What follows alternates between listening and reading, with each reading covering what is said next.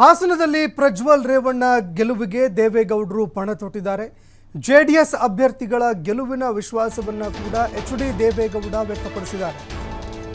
ಮಾಜಿ ಪ್ರಧಾನಿ ತಮ್ಮ ಅಭ್ಯರ್ಥಿಗಳ ಗೆಲುವಿನ ಬಗ್ಗೆ ವಿಶ್ವಾಸ ವ್ಯಕ್ತಪಡಿಸಿದ್ದಾರೆ.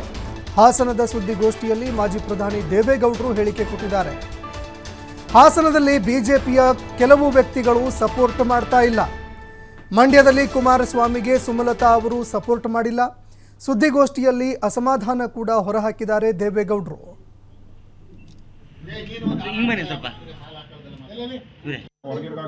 ಬಿಜೆಪಿ ಮತ್ತು ಜೆಡಿಎಸ್ ಹಾಸನದಲ್ಲಿ ಭಾರತೀಯ ಜನತಾ ಪಾರ್ಟಿ ಕೆಲವು ವಿರೋಧ ಮಾಡ್ತಾರೆ. ನೀವು ಕೇಳಬಹುದು, ಎಲ್ಲಾ ಸ್ಥಾನಗಳನ್ನು ಗೆಲ್ಲುವ ಸಾಧ್ಯತೆ ಇದೆ.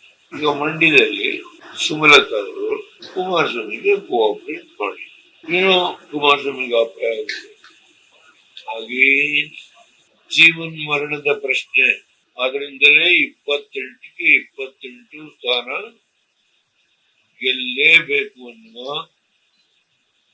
ಯಾರು ಎಷ್ಟೇ ಪ್ರಚಾರ ಮಾಡಲಿ, ಪ್ರಚಾರ ಅಪಪ್ರಚಾರ ಜನಗಳ ಮನಸ್ಸಿನಲ್ಲಿ ಮೋದಿಯವರು ಅಣ್ಣಾ ಡಿಎಂಕೆ ಮಾತಾಡುವುದಿಲ್ಲ, ಡಿಎಂಕೆಯ ಹಂಗಿನಿಂದ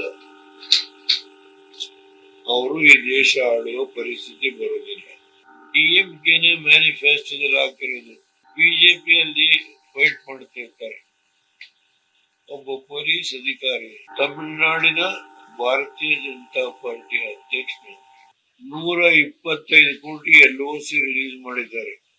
ಕಾಂಗ್ರೆಸ್ ಅಭ್ಯರ್ಥಿಗೆ ಸಹಾಯ ಆಗಲಿ ಅಂತ ಹೇಳಿ 125 ಕೋಟಿ LOC ರಿಲೀಸ್ ಮಾಡಿ, ಅವ್ರ ಹತ್ರ ದುಡ್ಡಿನ ಹೊಳೆ ಇದೆ, ಆದರೂ ಗೆಲ್ತಾರೆ ಅನ್ನೋ ವಿಷಯ.